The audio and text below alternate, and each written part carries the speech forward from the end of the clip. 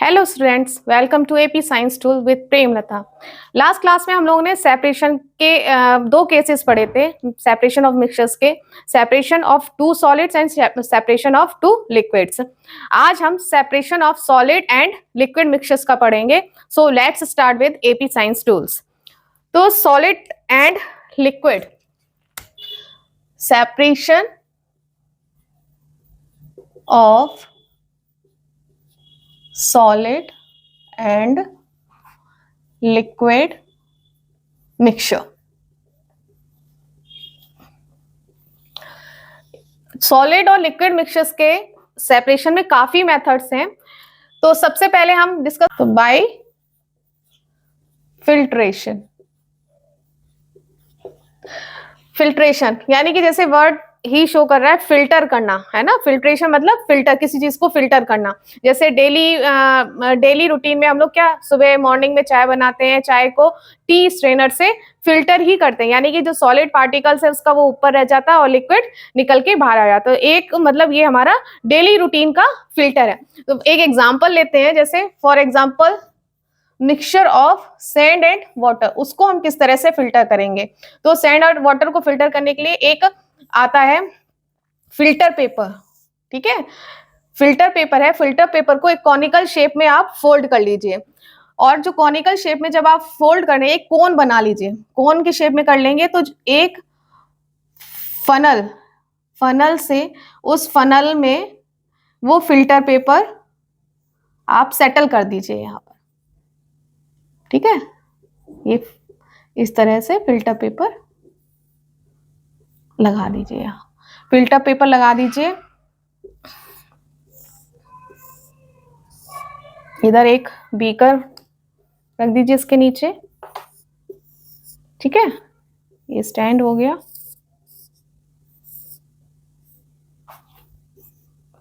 और एक glass rod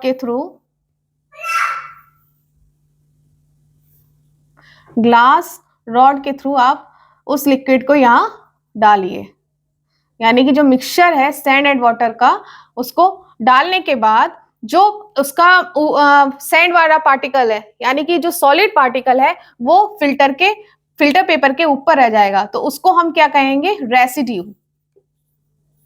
क्या रह जाएगा, रेसिड्यू। और जो वाटर है वो आके इस बीकर में कलेक्ट हो जाएगा।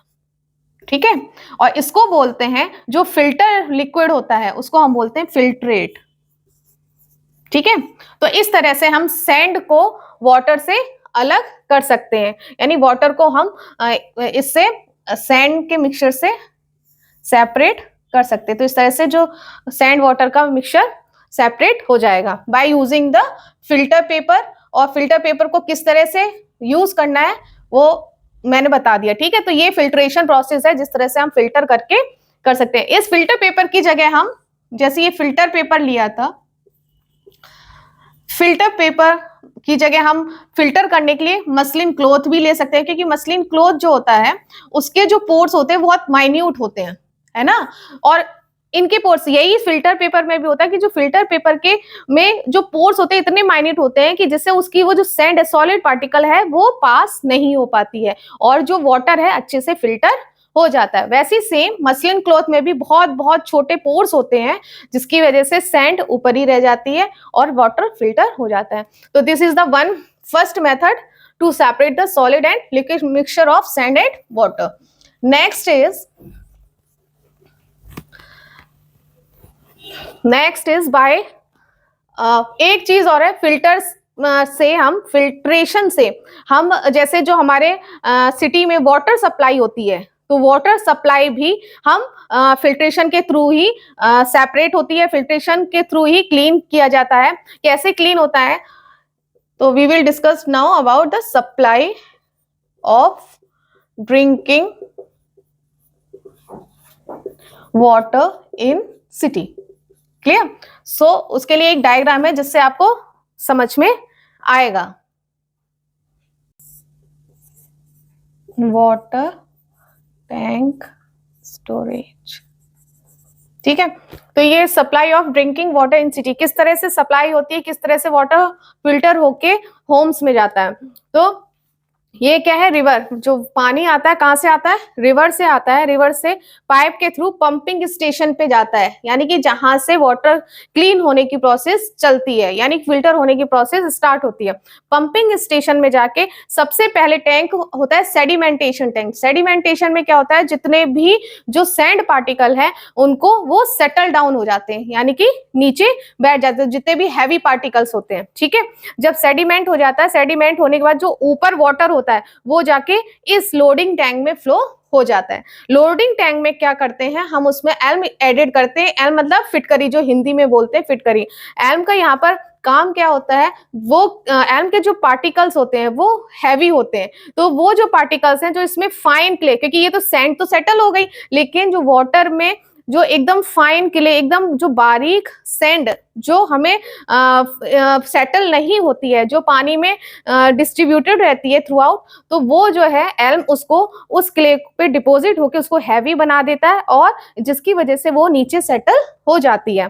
ठीक है, सेटल होने के बाद जो वाटर है वो वाटर फ्लो करता है दूसरे टैंक में, जिस जो होता है फिल्ट्रेशन टैंक। इसमें क्या होता है, इसमें 3 लेयर्स बनी होती हैं। 3 लेयर्स किसकी, पहली लेयर होती है फाइन सैंड की, जो एकदम बारीक सैंड होती है उसकी लेयर होती है।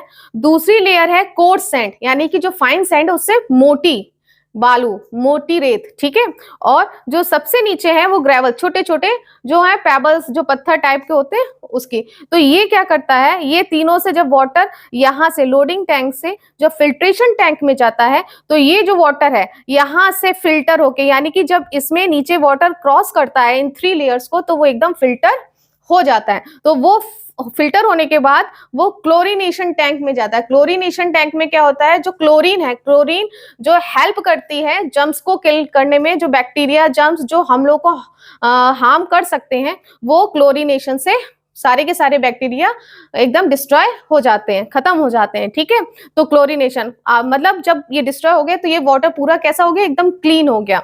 जब वाटर क्लीन हो जाता है तो फिर ये पंपिंग स्टेशन में जाता है, और पंपिंग स्टेशन से फिर वो जो वाटर टैंक स्टोरेज होते हैं, बड़े बड़े जो वाटर की टंकियां होती हैं ना, टैंक होते हैं, उसमें जाता है, उससे घर में जाके सप्लाई होता है। तो इस तरह से जो वाटर है, रिवर वाटर किस तरह से फिल्टर होके और हमारे घर तक पहुंचता है, ये उसका प्रोसेस है। This is the process of supply of water in the cities. Clear, तो ये हमारा फिल्ट्रेशन का कंप्लीट हो गया कि filter by how the separation of solid and liquid mixture takes place by filtration. Clear, तो अब नेक्स्ट में देखेंगे कैसे सेपरेशन होता है बाय सेंट्रीफ्यूगेशन। सेंट्रीफ्यूगेशन से किस तरह से सेपरेशन होता है। Second, bye centrifugation. सेंट्रीफ्यूगेशन के बारे में मैंने जब आपको सस्पेंशन, कोलाइड और सॉल्यूशन के बारे में बताया था, तब मैंने आपको ये कहा था कि जो कोलाइड होते हैं, कोलाइड जो है वो किस तरह से जो उनके पार्टिकल्स हैं वो सेपरेट होते हैं, वो किस तरह से होते हैं, बाय सेंट्रीफ्यूगेशन। तो सेंट्रीफ्यूगेशन के बारे में अब हम डिटेल में पढ़ेंगे कि सेंट्रीफ्यूगेशन होता क्या है। सेंट्रीफ्यूगेशन एक प्रोसेस है जिसमें हम क्या करते हैं, एक जो पार्टिकल्स मिक्स होते हैं, सॉलिड पार्टिकल्स, वो इतने फाइन पार्टिकल्स होते हैं जिसको हम फिल्ट्रेशन से सेपरेट नहीं कर सकते। तो सेंट्रीफ्यूगेशन एक क्या होता है, कुकर टाइप समझ लो। इस तरह से एक कंटेनर होता है जिसमें काफी सारी इधर ऐसे स्टैंड होता है, जिसमें ट्यूब्स, जो टेस्ट ट्यूब्स होती हैं, उसमें इस तरह से कनेक्ट हम कर सकते हैं। ठीक है, और एक उससे ये रोटेट करता है। ठीक है, तो इसमें क्या है, इसमें जब ये जो इसका जो सेपरेशन होता है उसमें क्या काम करता है, फोर्स। फोर्स जो है एक्ट करती है किस पे, हैवियर पार्टिकल, जो सॉलिड पार्टिकल उसमें प्रेजेंट होते हैं, तो force act on heavier suspended particle in it. ठीक है, जो सॉल्यूशन में, जो मिक्सचर में जो हैवियर पार्टिकल होता है उस पे फोर्स लगती है, और उस फोर्स से क्या होता है कि जो पार्टिकल है वो नीचे सेटल हो जाता है। ये वर्क कैसे करता है, इसमें एक रोटेट रोटेटेड एक मशीन लगी होती है जो इसको रोटेट करता है, जो जितने भी टेस्ट ट्यूब हैं उसमें कनेक्टेड हो जाते हैं और उसको फुल स्पीड में क्या करते हैं, रोटेट करते हैं। और रोटेट करने के दौरान क्या होता है कि जो पार्टिकल है, पार्टिकल पे एक फोर्स लगता है, फोर्स से वो जितने भी पार्टिकल, सॉलिड पार्टिकल हैं, वो इसमें नीचे सेटल हो जाते हैं। इस तरह से जो लिक्विड है वो ऊपर रह जाता है और पार्टिकल नीचे। ये किस में होता है? एग्जाम्पल के तौर पे क्रीम फ्रॉम द मिल्क। जब हम क्रीम को निकालते हैं, है ना, जब हम मिल्क से क्रीम, और ये बड़ी बड़ी जो डेयरी होती है ना, मिल्क डेयरी, उसमें क्रीम निकालने का प्रोसेस यही है। क्या करते हैं उसमें, अब इसमें तो मैंने छोटी छोटी दिखाई, उसमें तो बहुत बड़े बड़े सिस्टम्स लगे होते हैं, बहुत बड़ी बड़ी मशीन्स लगी होती हैं, जिसके थ्रू मिल्क को डाल के और इसी तरह से रोटेट, सेंट्रीफ्यूग किया जाता है, सेंट्रीफ्यूगेशन सिस्टम में रखा जाता है। और क्योंकि क्रीम क्या एक सॉलिड पार्टिकल ही है जो हैवी होती है, वो इस तरह से सेटल डाउन हो जाती है और वो लिक्विड ऊपर आ जाता है, तो क्रीम आराम से निकल जाती है। ठीक है, तो एक तो ये प्रोसेस बाय सेंट्रीफ्यूगेशन आपका क्या है, क्रीम फ्रॉम द मिल्क। और एक और चीज है, जब हम जो डेली यूज करते हैं, ये वाला प्रोसेस है वॉशिंग मशीन।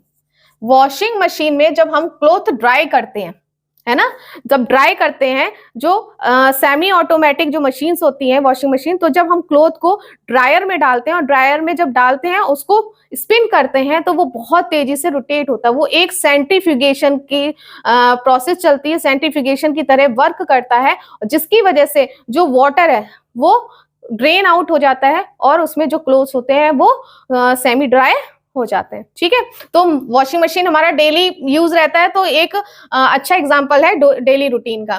तो इस तरह से सेंट्रीफ्यूगेशन है वो सॉलिड और लिक्विड को सेपरेट करने में हेल्प करता है। ठीक है, नेक्स्ट प्रोसेस इज एवोपरेशन, कि इवोपरेशन जो है वो किस तरह से सॉलिड और लिक्विड को सेपरेट करता है। एवोपरेशन, ठीक है, तो एवोपरेशन से पहले भी हम लोग कई बार एवोपरेशन के बारे में डिस्कस कर चुके हैं। एवोपरेशन में क्या है, जैसे सबसे common example salt water, salt से वाटर को सेपरेट करना, है ना।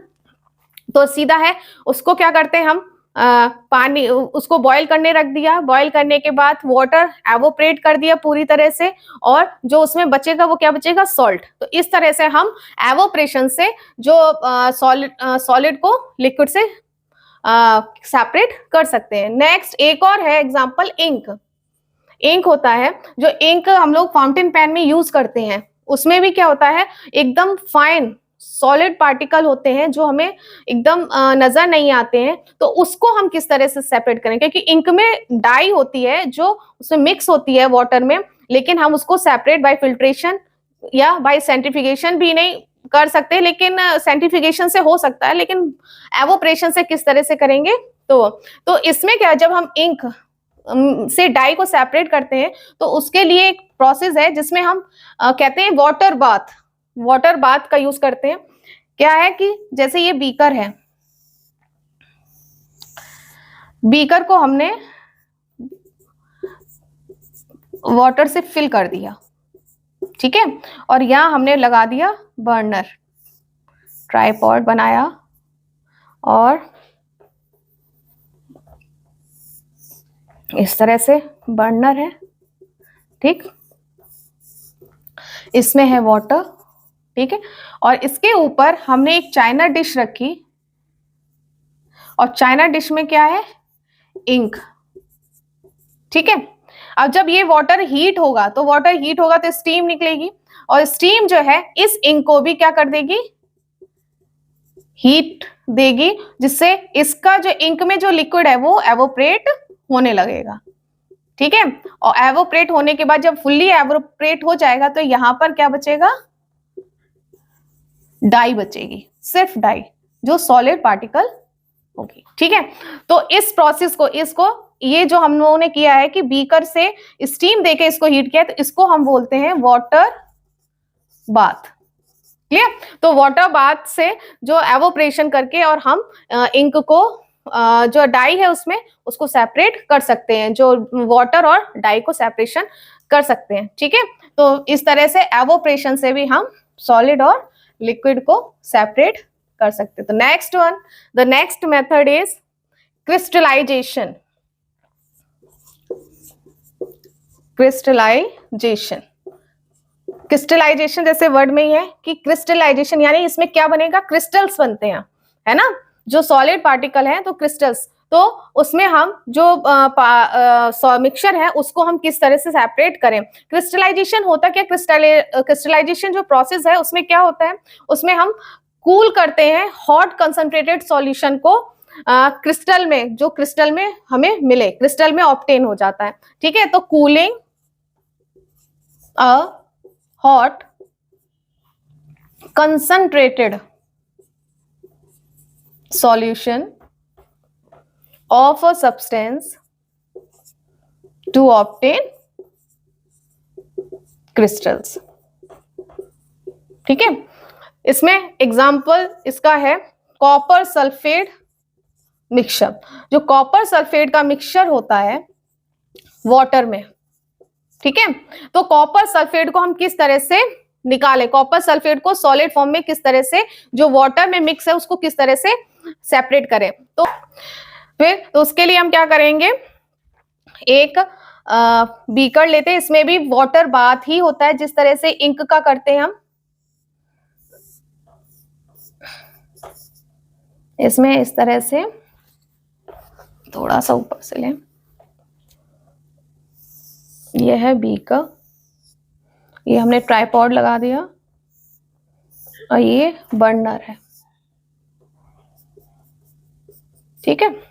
इसमें हमने वाटर फिल कर दिया और यहां ऊपर इसके फिल कर दिया कॉपर सल्फेट का सॉल्यूशन, ठीक है, कॉपर सल्फेट सॉल्यूशन,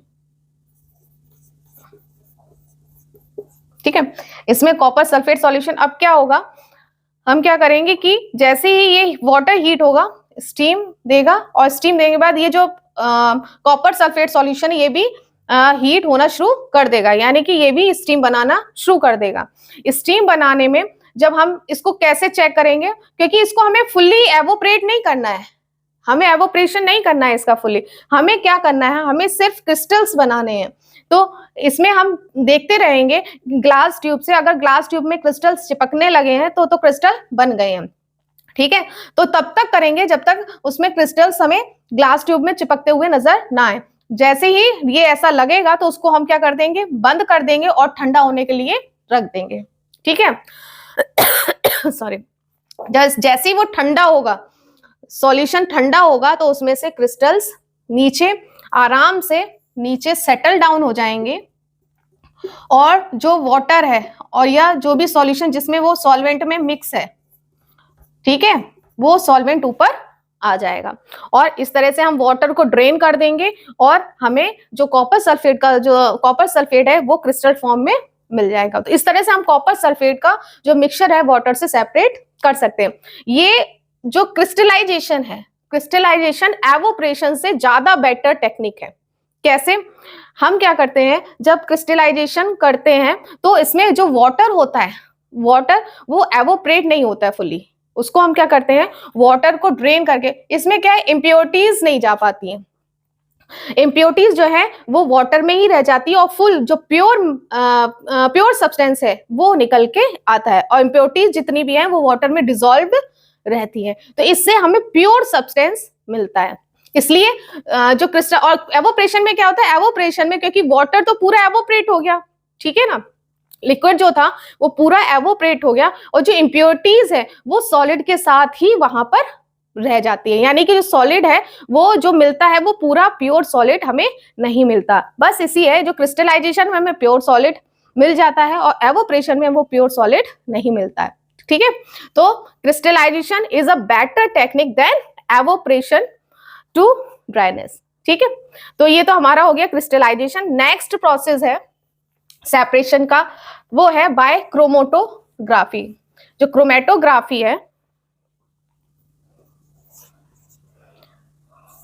क्रोमेटोग्राफी,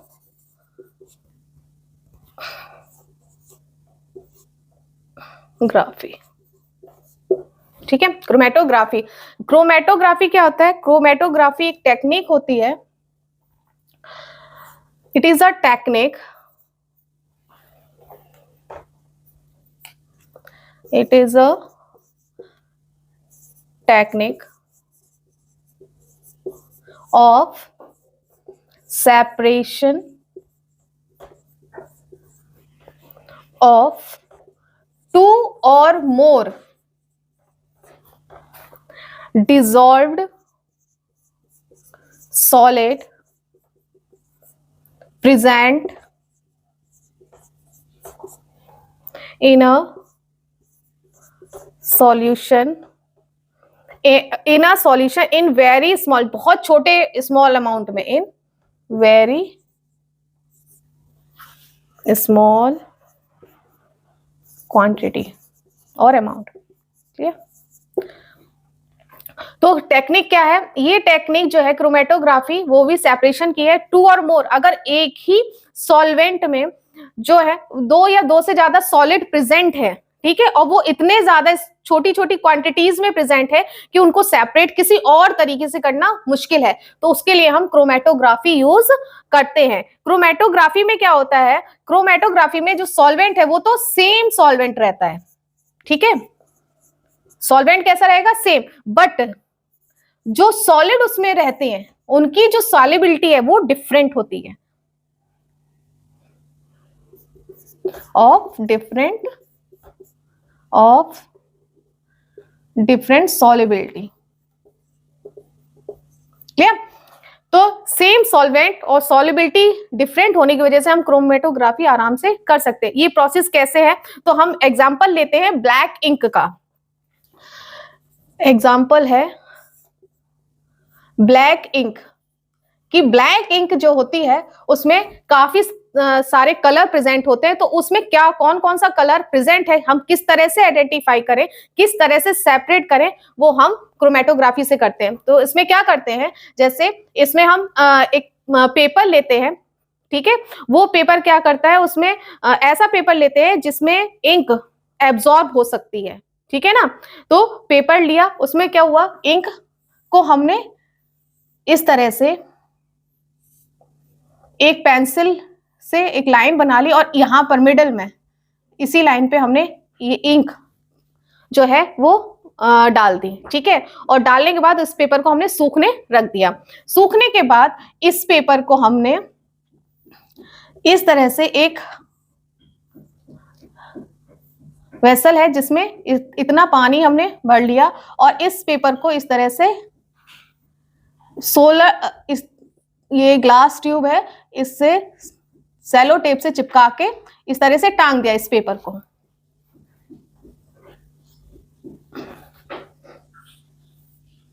ये टांग दिया और पेपर को इतना टांगा कि जो पेंसिल से हमने लाइन की थी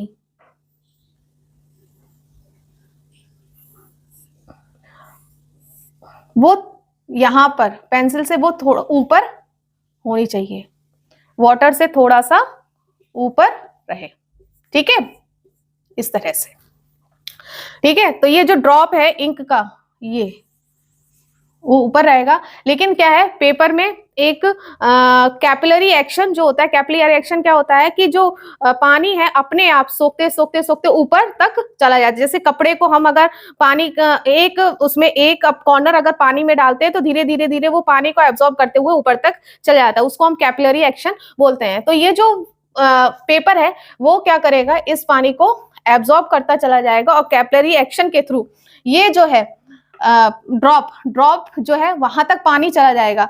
इसमें क्या होगा, जो इंक में सबसे पहले सॉलिड होगा, यानी कि जिसकी सॉल्युबिलिटी वाटर में सबसे ज्यादा हाई होगी, है ना, वो उसमें डिसॉल्व होने के बाद सबसे टॉप तक चला जाएगा, यानी कि वो वाटर के थ्रू होते हुए सबसे टॉप पर यहां तक चला आएगा, ठीक है, क्योंकि सॉल्युबिलिटी ज्यादा है तो थोड़े से वाटर के एक्शन से ही वो उसमें घुलता हुआ ऊपर तक, जहां तक वाटर रेज करेगा कैपिलरी एक्शन की वजह से, वहां तक वो कलर भी वहां तक चला जाएगा। फिर जिसके बाद उसकी इससे जिसकी कम सॉल्युबिलिटी होगी वो उसके नीचे, जिसकी और कम होगी वो उसके नीचे। तो इस तरह से जो अलग अलग कलर्स के हमें अलग अलग कलर हमें मिल जाएंगे। जैसे ये है, ये मैंने अलग से आपको बताने के लिए इस तरह से अलग, तो इस तरह से हम अलग अलग कलर के स्पॉट्स मिल जाएंगे और इससे हमें पता चल जाएगा कि इस इंक में कौन कौन से कलर मिक्स हैं। इसमें फिर हम क्या है, इससे हमें अलग कर लेंगे, सेपरेट कर लेंगे, ये कलर सूख जाएंगे, फिर इनसे हमें सेपरेशन हो जाएगा कलर का। ठीक है, जिस तरह से हमने इसको सुखाया था उसी तरह से हम इसको भी एकदम ड्राई होने देंगे और कलर इस तरह से सेपरेट हो जाएंगे। तो ये हम क्रोमेटोग्राफी के थ्रू जो इंक में जितने भी कलर हैं उससे कैपिलरी एक्शन के थ्रू हम इसको सेपरेट कर। इसकी कुछ एप्लीकेशंस भी है कि क्रोमेटोग्राफी कहाँ कहाँ यूज किया जाता है। क्रोमेटोग्राफी है एक तो यही जो मैंने अभी बताया है कि कलर को सेपरेट करने में, ठीक है ना, to separate the coloured substance, ठीक है, इसको सेपरेट करने में। और फोरेंसिक में भी, फोरेंसिक साइंस में भी इसको यूज करते हैं। ये कैसे यूज करते हैं, जैसे सबसे पहले तो जैसे क्रोमेटोग्राफी अगर किसी के स्टमक में जो है ब्लैडर में पॉइजन होता है तो पॉइजन को डिटेक्ट करने के लिए हम क्रोमेटोग्राफी का यूज करते हैं फोरेंसिक साइंस में। और नेक्स्ट है कि अगर स्मॉल अमाउंट का जो प्रोडक्ट है केमिकल रिएक्शन में उसको सेपरेट करने के लिए हम क्रोमेटोग्राफी का यूज करते हैं to separate small amount of product in chemical reaction, ठीक है। तो ये तीन एप्लीकेशन है क्रोमेटोग्राफी के, separate colour substance forensic science में to detect the poison in the bladder and the small amount of product in chemical reaction को separate करने के लिए हम यूज करते हैं। The last one is by distillation, यानी कि डिस्टिलेशन से भी हम किस तरह से सेपरेशन करते हैं।